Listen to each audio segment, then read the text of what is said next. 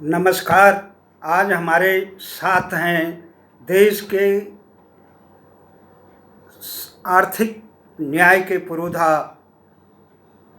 रोशन लाल अग्रवाल जी, जो संघ के लंबे समय तक जुड़े रहे और आपातकाल के खिलाफ मीसाबंदी में जेल की यातनाएं सही। उसके बाद उन्होंने ये देखा कि देश की व्यवस्था कैसे जन कल्याणकारी हो। उसके लिए वो लंबा चिंतन मंथन के बाद वो न्यायकारी कल्याणकारी व्यवस्था की एक विचारक हैं, पुरोधा हैं। आज इस देश में वर्तमान समय में जो विचार विमर्श चल रहा है वो ये चल रहा है, सबसे द्वंद्व इस पे चल रहा है, जो किसानों के कल्याण के नाम पे सरकार 3 विधेयक लाई है। इसमें कृषि उपज व्यापार और वाणिज्य विधेयक 2020, दूसरा कृषक शक्तिकरण एवं संरक्षण, तीसरा है कीमत आश्वासन और कृषि सेवा पर करार विधेयक 2020। इस पर काफ़ी खासी चर्चा चल रही है। अभी कोरोना काल में जो संसद का सत्र चल रहा है, राज्यसभा और लोकसभा में इस विधेयक को सरकार रख चुकी है और इसको पारित कराने के लिए कृत संकल्पित है, दिख रही है।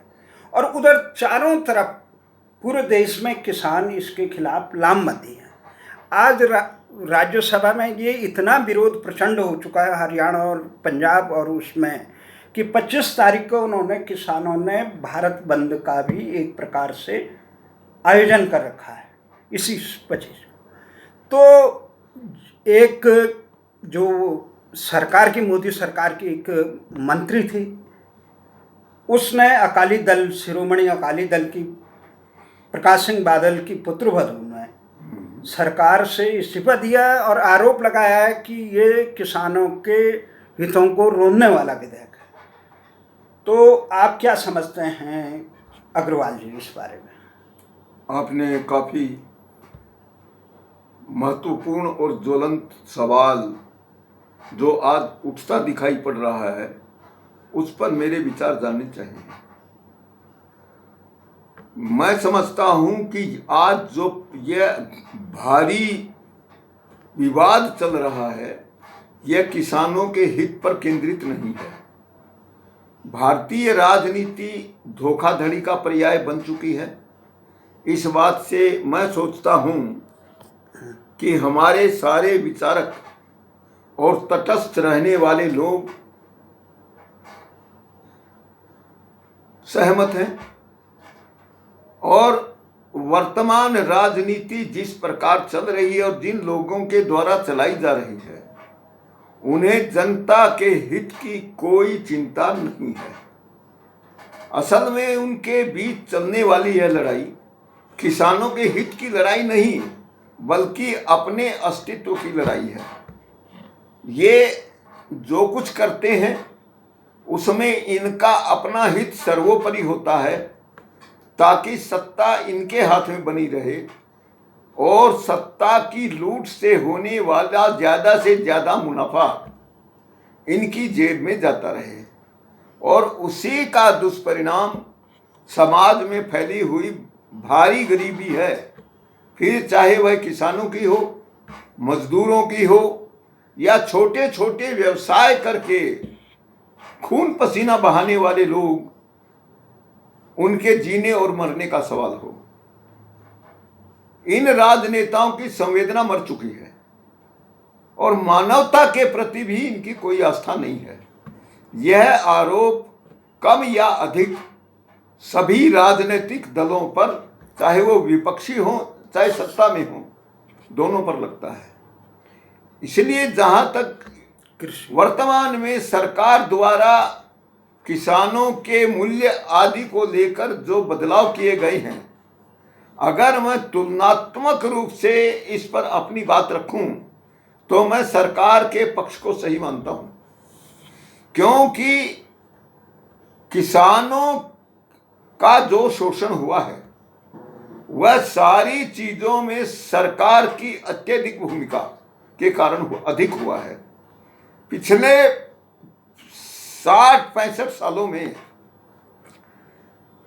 उद्योग का सवाल हो, व्यापार का सवाल हो, कृषि का सवाल हो या आम आदमी के उपभोग की चीजों का सवाल हो, सब जगह सत्ता में बैठे हुए लोगों ने लूटा है और उसके लिए ऐसे नियम और कानून बनाए हैं कि हर जगह दलालों को प्रतिष्ठित कर दिया गया और सबका न्यायपूर्ण अधिकार, हक कहूंगा मैं जिसको, वे इन दलालों के जेब में जाता रहा और यही दलाल आज पूंजीपति बनकर भी वही काम कर रहे हैं। यानी अगर कहा जाए तो मैं कहूंगा कि अगर सारी चीजों में सरकार का हस्तक्षेप, शासन और प्रशासन का हस्तक्षेप कम होता है तो वह समाज को सही दिशा में जाने का एक रास्ता है। इस समय सबसे बड़ा संकट यही होता है कि सरकार कुछ चीज़ों तो जब चाहती है खोल देती है। जैसे अभी सरकार ने किसानों को अपनी उपज का मूल्य ज़्यादा से ज़्यादा जहां मिलता हो इसका प्रावधान किया। आप भी सोच सकते हैं यह प्रावधान अच्छा है, इससे पहले क्यों नहीं किया गया था? क्या इस बात को समझने में इतनी देर लगी कि जब आप किसानों द्वारा उपजाई गई अपनी फसल को बेचने के लिए किसी दलाल को जरूरी समझते हैं? मेरी समझ में तो यह बुनियादी तौर पर किसानों का शोषण था और इसको समाप्त किया जाना किसानों की बेहतरी की दृष्टि से अच्छा कदम है।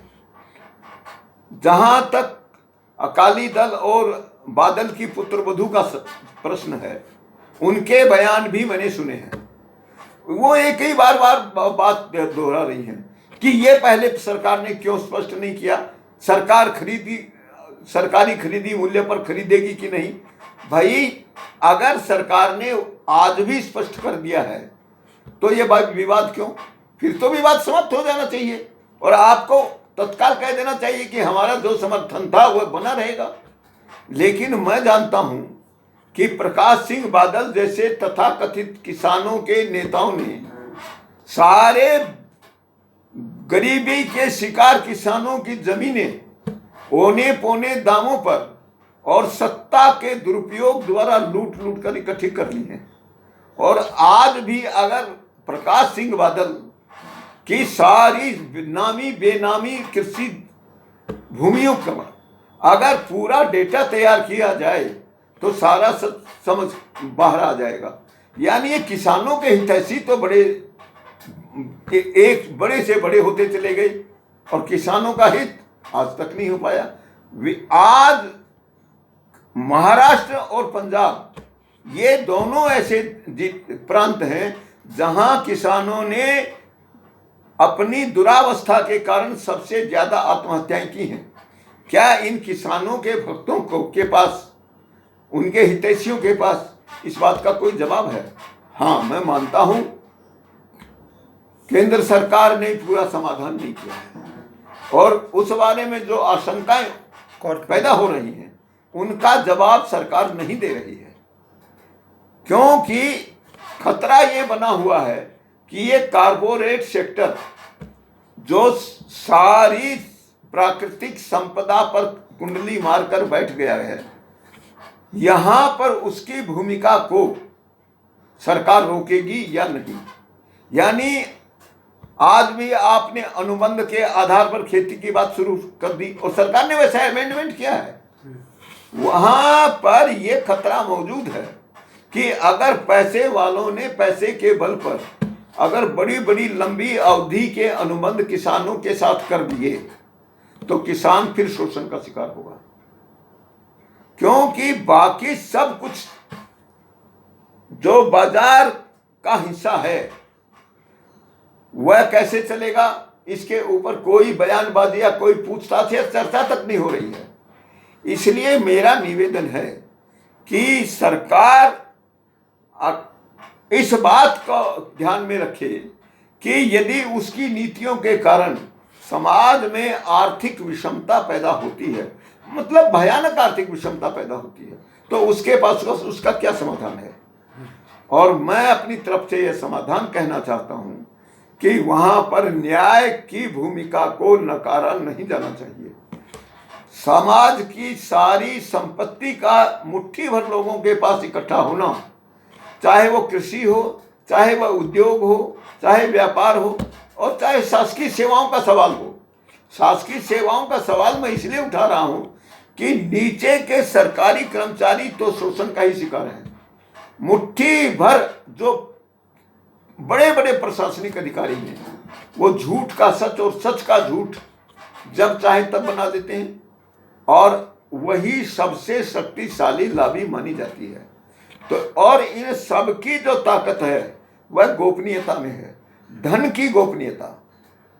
यह समाज को तोड़ती है और सारे कुकर्मों का शिकार बनाती है। इसलिए मैं सरकार से और विपक्ष से भी निवेदन करूंगा कि लोकतंत्र में गोपनीयता के लिए कोई स्थान नहीं होना चाहिए। इसलिए सबको मिलकर गोपनीयता के प्रावधान को समाप्त कर देना चाहिए। प्रावधान बिल्कुल समाप्त होना पर कृषि ये जो विधेयक है, हाँ। इसमें जो ये कॉर्पोरेट कृषि हो रही है, हाँ। इस पे कैसे अंकुश लगेगा? आपने बिल्कुल सटीक प्रश्न उठाया है कि इससे किसानों के साथ जो कॉर्पोरेट का शोषण होगा वो रुकेगा कैसे। ये बिल्कुल बहुत आसान है, क्योंकि कॉर्पोरेट की ताकत भी गोपनीयता है। आज भारत सरकार को नहीं मालूम कि भारत सरकार के पास, कॉर्पोरेट के पास कितना पैसा है, समाज में उसका प्रवाह किस तरह है। और यदि इस गोपनीयता को समाप्त कर दिया जाए तो यह सारा दुष्कर्म काले धन के रूप में जो हो रहा है, यह जनता के सामने आता रहेगा और जनता गर्दन पकड़कर उसका समाधान कर लेगी। तो कुल मिला के आप ये कहना चाहते हैं कि ये कृषि सुधार जो विधेयक ला रही है सरकार, ये उचित है, और जिसमें भंडारण के लिए, जमाखोरों के लिए भी अवसर बढ़ाया जा रहा है कि जो मिनिमम भंडारण की जो एक सीमा थी उसे हटाया जा रहा है। तो उससे नहीं लगता है कि यहाँ जमाखोरी बढ़ेगी और यहाँ इस प्रकार आप बिल्कुल ठीक कह रहे हैं। तो भंडारण की यह जमाखोरी की समस्या यह केवल कृषि उपजों की नहीं है, यह जो कारखाने हैं उनके द्वारा पैदा किए जाने वाले जितने उत्पाद हैं उनकी भी है, और नकद धन की भी है। यानी आपके पास कितना धन है, कितनी परिसंपत्तियां आप रखे हैं, उनका सदुपयोग हो रहा है या दुरुपयोग हो रहा है, इसके ऊपर भी किसी की नज़र नहीं है। यदि कुछ लोगों ने लाखों एकड़ जमीन अपने नाम लिखवा कर उसको बिना किसी प्रकार के उत्पादन के रख छोड़ा है, वह समाज के लिए समस्या है कि नहीं? अनेक लोग रोजगार के अभाव में भूखे मरेंगे कि नहीं? इसलिए जो भंडारण की जमाखोरी की समस्या है उसका सटीक समाधान यह है कि सरकार को एक अमीरी रेखा बनानी चाहिए। यानी भंडारण की सीमा, फिर चाहे वो नकद धन की हो, भूमि की हो, कृषि उपज की हो, या फिर कारखाने के उत्पादों की हो, यानी कुल मिलाकर एक नागरिक को कितनी संपत्ति बिना किसी टैक्स के रखने का अधिकार होगा, यह सरकार को तय करना चाहिए। और यदि सरकार यह तय करती है, जो व्यक्ति इससे ज्यादा जमाखोरी करेगा उसके ऊपर संपत्ति कर लग जाएगा और उसकी जमाखोरी करने की कमर टूट जाएगी। धन्यवाद, बहुत अच्छी चर्चा रही।